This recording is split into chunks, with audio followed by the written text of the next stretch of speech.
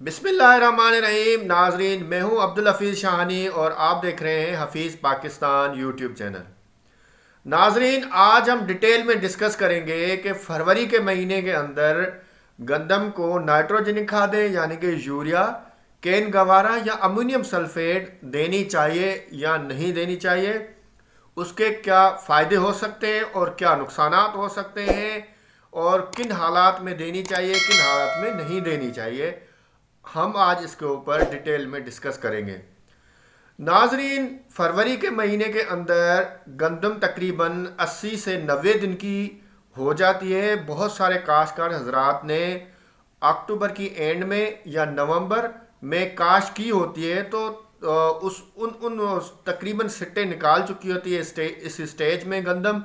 तो इस स्टेज पर जब सट्टे निकल आए तो गंदम को नाइट्रोजनिक खादें, किसी भी किस्म की नाइट्रोजन खादें यानी कि यूरिया या केन गवारा या अमोनियम सल्फेट वगैरह नहीं देनी चाहिए। उससे फ़ायदा कम, नुकसान बहुत ज़्यादा होता है। तो नाजरीन, मैं आपको पहले भी बता चुका हूं और आज मैं एक बार दोबारा बता रहा हूं कि नाइट्रोजनिक खादें आपको 50, 55 या 60 दिन के अंदर मुकम्मल कर देनी चाहिए।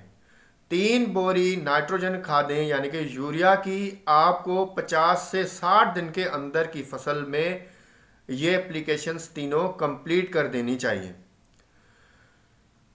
नाजरीन, अगर आप गंदम की हरियाली के अंदर, आपकी गंदम हरियाली के अंदर है तो किसी किस्म की नाइट्रोजन खाद की ज़रूरत बिल्कुल भी नहीं है। अगर आप इसे नाइट्रोजनिक खादें यानी कि यूरिया या केन गवारा का उस फसल के अंदर इस्तेमाल करते हैं तो आपकी फसल दाने बदाने के बजाय अपनी बढ़ोतरी की तरफ ध्यान दे रही होती है।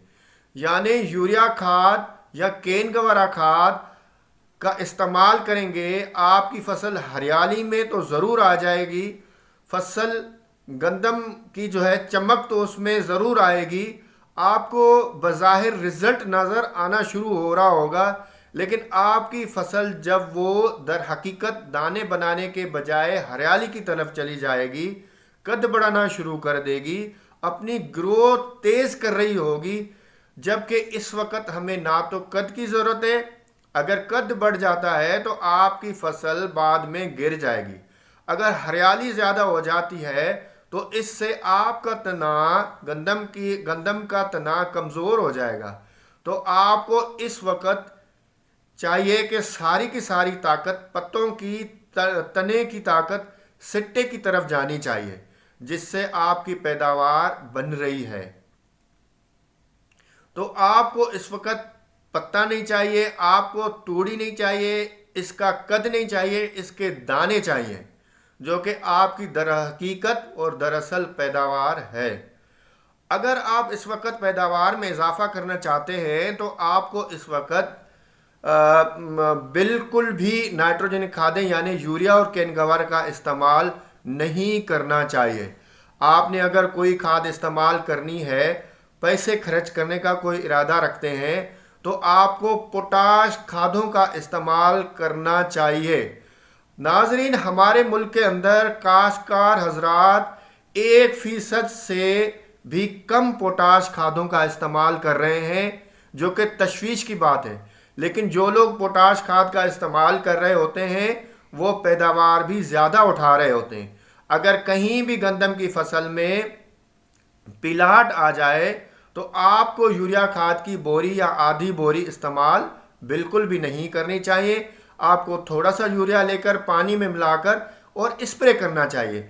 इससे जो कमज़ोरी है या पिलाहट है गंदम के अंदर, वो ख़त्म हो जाएगा। तो नाजरीन, आज की बात का खुलासा ये है कि अगर गंदम पीलाहट की तरफ जा रही है या कहीं कहीं जो है वो रंग कलर उसका जो है वो येलो कलर का हो रहा है, तो आपको थोड़ा सा यूरिया लेके और स्प्रे करना चाहिए, ना कि आपको यूरिया की बोरी या आधी बोरी देनी चाहिए।